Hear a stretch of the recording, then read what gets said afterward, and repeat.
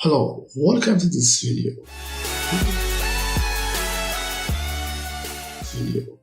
Today we are going to know about basics of the Blender. Blender has some menu, panels, windows like any other 3D softwares that can be seen together.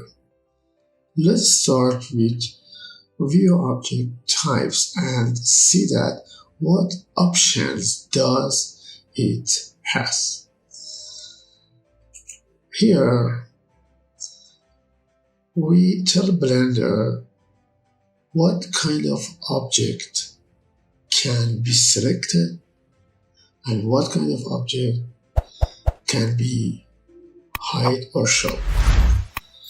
I don't want see mesh, see all mesh. I don't want to see camera, or I don't want select any mesh. Okay. Or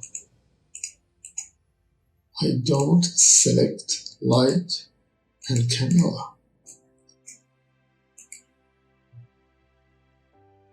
Thank you for watching. Please subscribe me and leave your comment and tell me your opinion. Goodbye.